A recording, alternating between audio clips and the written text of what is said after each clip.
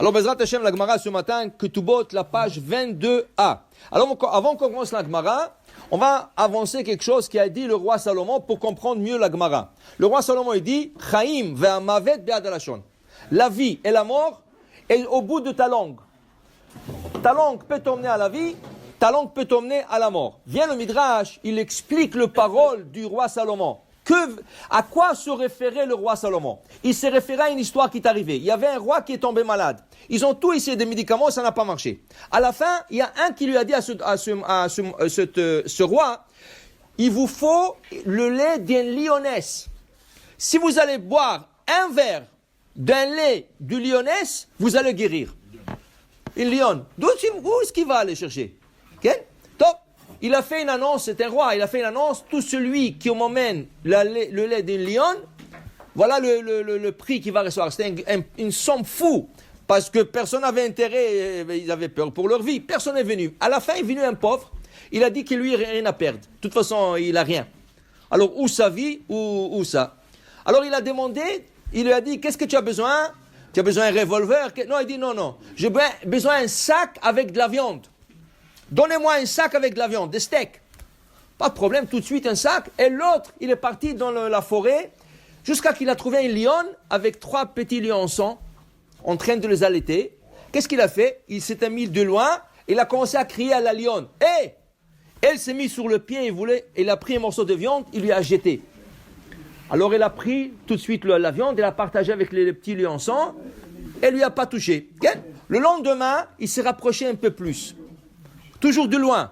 Il a encore crié, il a jeté un morceau de viande. Chaque jour, il s'est approché jusqu'à qu'il s'est amitié avec cette lionne. Elle est en train d'allaiter ses lionçons et lui, il a tiré un verre de lait. Il a fermé le verre et il court vers le palais royal pour avoir son cadeau. En route, il était tellement fatigué, il s'est mis à dormir. Il dort et il voit un rêve très bizarre. Le pied qui parle, et ils disent à tous les organes du corps, c'est grâce à nous qu'on va recevoir le prix, le grand prix, parce que nous, on est venus ici. Et les mains, il dit, qu'est-ce que vous dites, le pied? Non, rien du tout. C'est nous qu'on a traité le lait. Sans nous, tu peux arriver, mais tu ne peux pas traire le lait. Et les yeux qui disent, non, c'est grâce à nous qu'on a vu où est la lionne pour traire le lait. Et les oreilles, c'est grâce à nous qu'on a écouté le roi. À la fin, la langue est sortie. Elle dit, hey, c'est grâce à moi je parle au roi, j'ai dit que je suis d'accord. Alors tous les organes, les pieds, les mains, les yeux, les oreilles, toi tais-toi, tu es la plus petite, rentre dans ton trou. Elle a dit, moi je vais rentrer dans mon trou, mais je vais vous mettre tous dans le trou.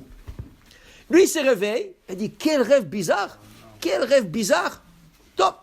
Il est arrivé au palais royal, tout le monde le reçoit, des trompettes et tout ça, il a emmené le lait de la lionne, et il parle à Sa Majesté. Il dit, Sa Majesté, il se prosterne. Je vous ai emmené le lait d'une chienne. Quoi? Tu m'as fait attendre une semaine, tu m'emmènes le lait d'une chienne? Tout de suite, mettez-le à la prison. Demain matin, tôt à 7 heures, celui-là, on doit le décapiter. Le pauvre, il voulait s'expliquer, rien à faire. Ils l'ont mis déjà dans la cellule. Toute la nuit, il pleurait, il ne savait pas, il s'endort. Et vers la matinée, il voit un rêve bizarre. Il voit que tous les organes pleurent. Les mains, le pied, les oreilles, les yeux, et la langue qui rigole. Il dit, je vous ai dit, je vais vous mettre dans le trou. Vous allez tous être pendus. Et les autres qui ont, excuse-nous, pardon, tu es pas petit, tu es grand, tout ça. Ok, maintenant que vous avez demandé pardon, je vais arranger la situation. Il se réveille, quel rêve bizarre. On l'emmène pour le décapiter, on lui demande, c'est quoi vos derniers vœux? Il dit, je veux 5 minutes m'expliquer devant le roi. 5 minutes.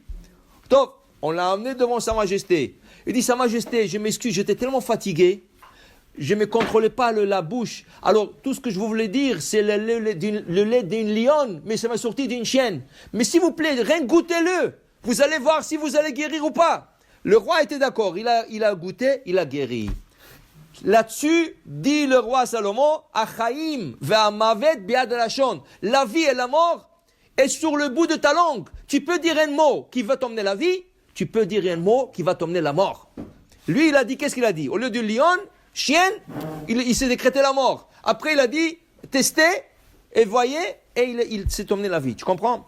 Maintenant, on va comprendre la Gemara de ce matin. La Gemara de ce matin, il dit, Amar Rabbi Ami, minaï la pêche asar ou à pêche tire. Ta bouche, elle peut interdire quelque chose, et la même bouche, 5 minutes plus tard, elle peut le permettre. De quoi on parle?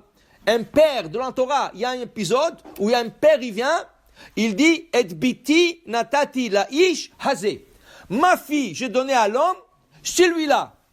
Quand il dit, ma fille, j'ai donné à l'homme, c'est fini, cette fille ne peut plus se marier. Parce qu'elle a donné, qui est cet homme? Alors ça veut dire qu'elle est mariée, personne ne peut s'approcher de cette fille, elle est une femme mariée. Mais on ne sait pas qui. Alors elle est interdite au monde entier. Mais quand il vient, il dit, hazé, celui-là, alors tout de suite, il a permis à cet homme. Alors la bouche qui a interdit tout, en disant la ish, elle vient de permettre en disant hazé. La Gemara continue. Il est possible d'avoir une situation pareille, mais la personne peut s'expliquer. Voilà, la Gemara nous ramène une histoire. Il y avait une belle femme à l'époque du Talmud. Tout le monde voulait la marier. Elle était grande de taille, belle. Tout le monde voulait la marier. Dit la Gemara, chacun qui venait la marier, ah, je suis fiancé. Je suis fiancé. Ah, tu es fiancé. Ah, dommage. L'autre, il est venu. Dommage. Un jour, elle se fait un mariage et on voit qu'on amène cette fille à la choupa. Il y avait des rabbins là-bas. Il dit, hé, comment tu te maries toi? Mais tu as dit à tout le monde que tu es fiancé. Mais comment tu te maries avec lui? Il dit, non, je vais vous expliquer. Tous ceux qui sont venus me proposer, c'était des mauvaises personnes. C'était des gens qui ne sont pas bien. Je ne savais pas comment le repousser. Alors, je n'avais pas le choix que de dire, je suis déjà fiancé. Mais maintenant, je vous dis, je n'étais pas fiancé. Alors, elle s'est interdite au monde entier en disant, je suis fiancé. Elle vient de se permettre en disant, non, c'était rien que pour repousser les gens qui ne sont pas bien. Dit la Gemara, il est possible que tu t'interdis quelque chose et tu la permets. La Gemara continue avec une histoire. Une femme qui vient dire à son mari, ne m'approche pas, je suis menstruée. Je viens de recevoir mes règles. Quel? Le lendemain, ou le soir, elle vient, elle s'approche de son mari, elle lui met la main sur son épaule. Hé, comment tu me touches? Tu m'as dit que tu menstruais, qu'est-ce qui t'arrive? Il dit, non, tu ne sais pas, je pensais. Je me suis trompé. Ou n'importe quelle excuse. Dit la Gemara, si l'excuse qu'elle donne est valable, tu prends ces mots. Malgré que c'est interdit à son mari en lui disant je suis menstrué, mais si elle vient donner une raison valable, vraiment valable, là c'est permis. Mais la Gemara dit il ne faut jamais se jouer avec ça. Il ne faut pas dire interdit. Pourquoi? Dit la Gemara, il y avait un grand rave qui s'appelait Shmuel. Sa femme lui a dit je pense que je suis menstrué. Je suis menstrué, ne m'approche pas. Après, il lui a dit, non, je me suis trompé. Shmuel, il a demandé à sa femme, Arbaim Zimnin, 40 fois. Pourquoi tu as dit ça? Qu'est-ce qu'il t'a dit? Qu'est-ce qui t'a fait de dire ça? Il lui a expliqué 40 fois, il lui a donné l'excuse, la même excuse. Mais quand même, lo avad Shmuel ova ben Avshe, il ne voulait pas s'approcher de sa femme jusqu'à qu'elle retrempe au mikvé. Pour te dire, il était strict. Mais pour te dire, c'est pas bon. Mais, si ton excuse est valable, on l'accepte. Pour te dire, regarde, avec la bouche, tu peux interdire des choses, et avec la bouche, tu peux le permettre. Alors, par exemple, tu fais un vœu, tu as une miche de pain. Je dis, je ne mangerai pas cette miche, c'est fini. Cette miche-là, c'est comme du non-cochère pour toi. Tu as dit, j'ai fait un vœu.